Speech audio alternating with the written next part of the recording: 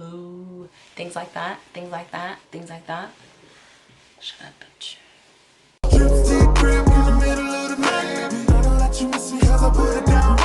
Hello everyone, welcome back to my channel. My name is Chi. In this video I'm going to be talking to you guys about how I moved across country on a budget, and some tips for you to do the same if you were interested in moving and you didn't have a lot of money but you want to get the out of your situation. So if you're interested in this video, just stay tuned. So first I'm going to be telling you guys about the things I did to kind of get the ball rolling for me when I had this bright idea that I wanted to move. My best friend, she would go back and forth to California and she would just tell me how beautiful it was and that I needed to go. When I went, I was sold. Like, I was sold. It was so beautiful.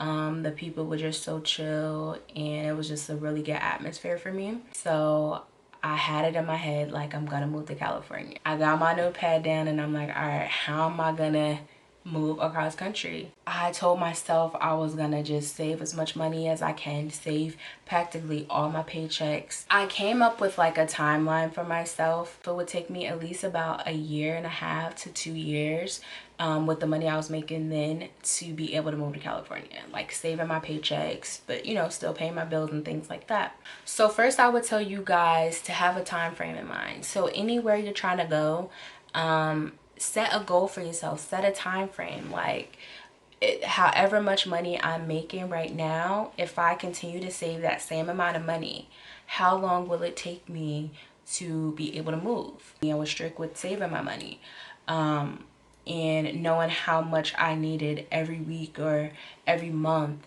to make that deadline for myself. Set a date for yourself. Like, listen, I'm going to be moving by this date no matter what. You know, things can occur, but you just want to make a date just so you're on a schedule for yourself and just so you're committed and you know you're dedicated to that. Okay, so when I had my date in mind and when I started to save my money, within about 6 months before I knew I was gonna leave, I started to look for a job. It's kind of hard to do because, you know, you're gonna be looking for a job in an apartment like kind of at the same time, but you don't know how much money you'll be making out there. So first you want to start looking for a job first, because that's going to determine your budget for everything, for your bills, for your apartment, for your lifestyle. You want to start looking for a job first. Searching the web, trying to find, you know, positions and stuff like that you know, intrigued me, and that's what I did at first. So when I actually started getting calls back, they were interested in me.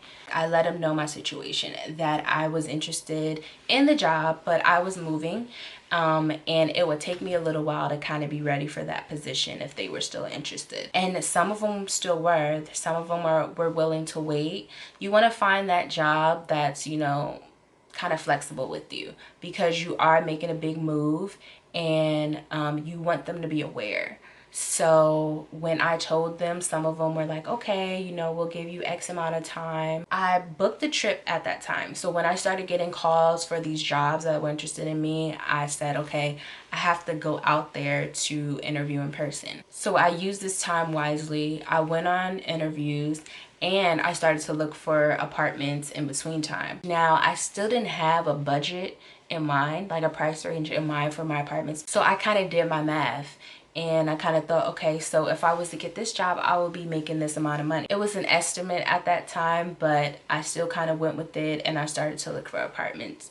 So while I was out there, I went on interviews and I would call up any available apartments just to see, you know, just to see how they were, see the neighborhood. Another tip is you want to kind of go out there when you're first interested in moving to this place and just scope the neighborhood, scope the towns, drive around the towns, drive around like where the restaurants are. You definitely want to be familiar with your surroundings first before you even think about making that move. You don't want to be living somewhere you're not comfortable. Okay, so after I came back, I started to get offers from jobs, you know, that were interested in me, and I let them know that I would be moving this date, and I would be ready to work whatever date. So if you want to do this the right way, I would say know that you're gonna have to make multiple trips. And you know, especially if you're trying to move across country, you're gonna be making multiple trips. If you want to see your job first, if you want to see your apartment first before you make any decisions.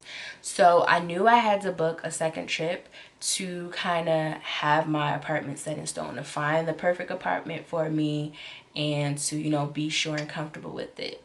So I waited about a month and I went back. I went back out there and I started to look for apartments seriously. So when I went out there, I brought my dad with me just for a second opinion and just for like a different take on things. So I would suggest bringing another person with you, at least for one of those trips, just to see, you know, give you a different perspective on things. So after looking for a couple days out there, I finally found the apartment that was perfect for me. It was in a town that was like a college town at that time. Like that was a good scene for me. The apartment was in my budget. It was a nice area. And I was like, okay, this is a good apartment. I went back home and I got my things together. Now, as far as moving your things, I was moving across country, so obviously I wasn't gonna bring, you know, my bed or like a dresser or things like that. I wasn't gonna bring furniture with me across country. I was gonna start fresh out there. And honestly, I wasn't gonna bring my whole wardrobe either because I was moving to like a different climate, so to speak. So it really wasn't gonna get cold out there too much, so I kind of kept my winter clothes at my parents' house. So when I moved, I packed about 3 suitcases worth of stuff, and that was fine for me. I could always like send for it from my, you know, from my parents. I can always have them ship things that I needed and stuff like that. So I would say if you're moving on a budget, don't bring your whole life with you. I didn't have a lot in my apartment for like the first month. Like I didn't have a bed, I didn't have a kitchen table, anything for my living room, anything at that time. Because I had to take account how many bills that I will be paying my first month by myself. But that wasn't my main concern. I was just so concerned on me actually moving that I didn't take account of furnishing my apartment when I got there. So I started to look around at like thrift stores and stuff like that to find furniture, affordable furniture. So I would suggest going to thrift stores and flea markets because I think it's so cute and it's original. You'll find different pieces and things like that to make your apartment your own. So guys, I think that's it. If you have any specific questions about California, Southern California, moving out there, just let me know in the comment section, or any question in general about moving and you don't have a lot of money, I can try to help you guys. Just leave a question down below. But thank you guys for watching and I'll see you in the next one. Bye.